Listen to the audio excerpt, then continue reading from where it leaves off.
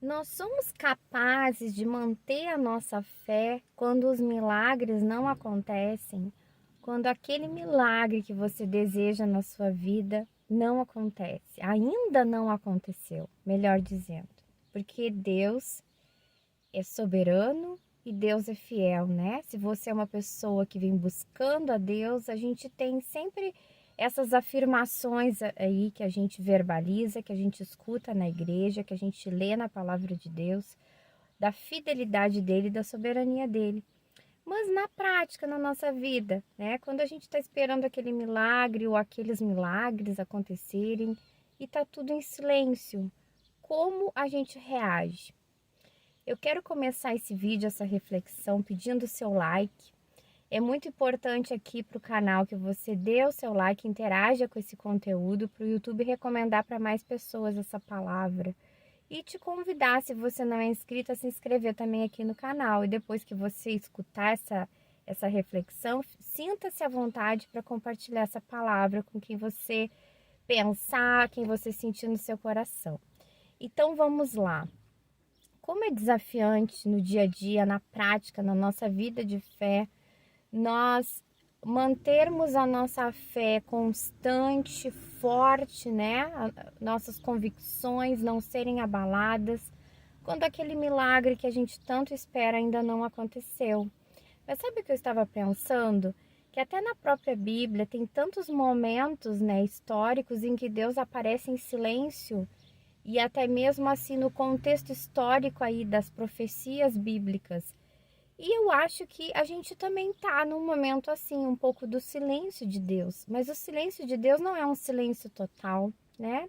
Não é um silêncio, é um silêncio que nós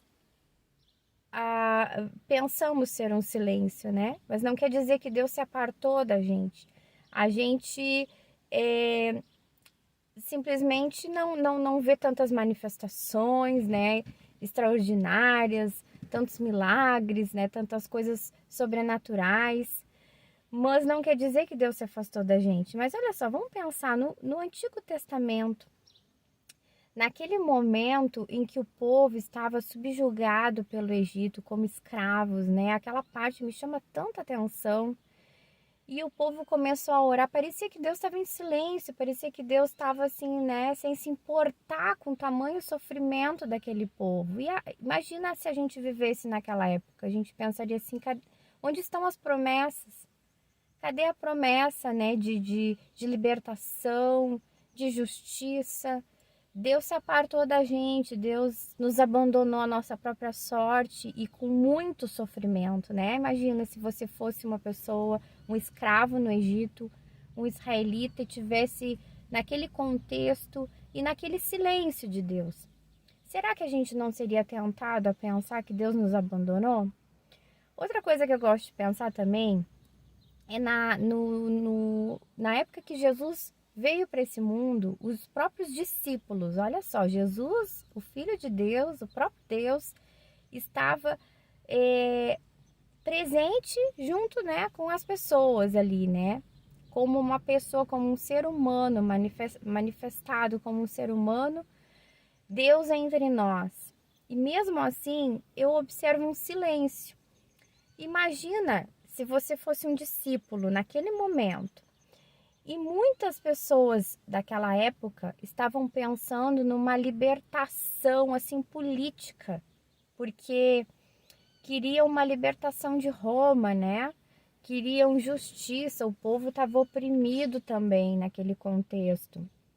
Estava tendo muitas coisas políticas ali, né? Muitas situações e Jesus chega naquele contexto com uma mensagem diferente, talvez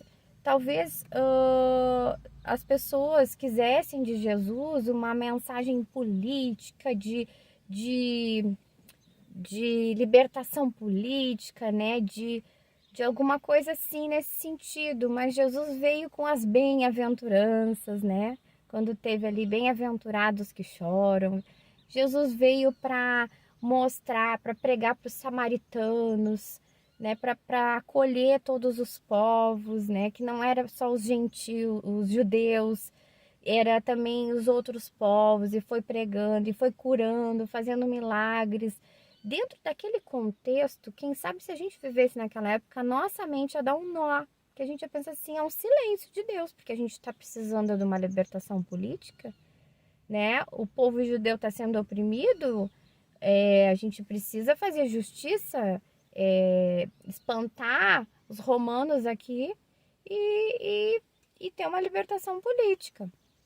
E Jesus, com a sua mensagem, fez, né, uma reviravolta que talvez se naquela época a gente não tivesse uma mente aberta, quem viveu naquela época não tivesse uma mente aberta, nem entenderia. E eu acho que a maioria não entendeu o movimento de Jesus, só foi entender depois de muito tempo ali o que aconteceu. Porque imagina, uma esperança de libertação e aí a pessoa morre, né? E aí acabou tudo, né? Porque até quando Jesus morreu, Jesus se encontrou com dois homens que estavam ali sem esperança, né? Caminhando sem esperança. Então caiu o chão de todo mundo porque eles não entenderam. Então aquilo foi um silêncio também, um silêncio na nossa ótica. Assim como na época da escravidão no Egito, dos israelitas, também foi um silêncio, né? Na ótica deles, mas não que Deus estava distante. E quanto a nós, na nossa época, quem sabe a gente pensa assim, a gente já vai na igreja há um tempo e a gente pensa assim, puxa, tá tudo tão parado, né? Cadê o avivamento? Onde estão as promessas? Onde é que está o sobrenatural de Deus, os milagres? Deus está em silêncio, a gente pensa assim. Mas tudo tem um momento para acontecer, né? E não significa que Deus se apartou de nós. Isso se a gente pensar nas promessas de Deus em relação à igreja, em relação aos tempos. Se a gente pensar na nossa vida, também é assim. Quantas vezes a gente tem momentos assim que a gente está num processo de vida, que a gente pede para Deus determinada coisa e a gente sente no nosso coração que Deus vai nos dar, que é uma promessa de Deus para nós. Mas até chegar àquela situação, muitas vezes a gente corre o risco de abandonar a fé, né? De dizer, puxa, Deus me abandonou, Deus não está me escutando. Mas a gente precisa entender, assim como a gente olha para as histórias bíblicas, né? A história da igreja, do povo de Deus, a gente vê que tudo são processos, são momentos, né? Tem o tempo certo para Deus agir em cada coisa. Na nossa vida é assim também. Então, a gente deve vigiar muito. A gente deve ficar muito atento para não abandonar a nossa fé nesses momentos aí de aparentes silêncio de Deus. Aparentemente é um silêncio de Deus na nossa ótica. Mas não quer dizer que Deus abandonou, que Deus está distante, que Deus perdeu o controle da situação, da nossa vida, dos nossos sonhos, do que a gente pede, ou principalmente, né, do tempo histórico aí, das profecias, das promessas de Deus para a igreja, promessas de Deus para nós. Então, nesse vídeo eu quero encorajar você que está me escutando, assim como essa palavra também é para mim, porque todos nós temos processos na nossa vida em que devemos ter paciência para esperar, né? Pelo cumprimento da promessa de Deus na nossa vida. Que a gente possa ter paciência e que a gente não abandone a nossa fé. E mesmo que não existam os milagres, né? Que a gente não esteja vivendo um milagre hoje, no dia de hoje, a gente daqui a pouco não está vivendo um extraordinário, um milagre, um grande milagre. Aliás, que já abrir os olhos e estar vivo já é um milagre, né? Estar respirando é um milagre, mas esse tipo de milagre que a gente espera, às vezes alguma coisa que a gente pede que para nós é impossível, ou até mesmo um avivamento, né, na igreja, tanta coisa. Se a gente não está vivendo isso nesse momento, que a gente descanse em Deus e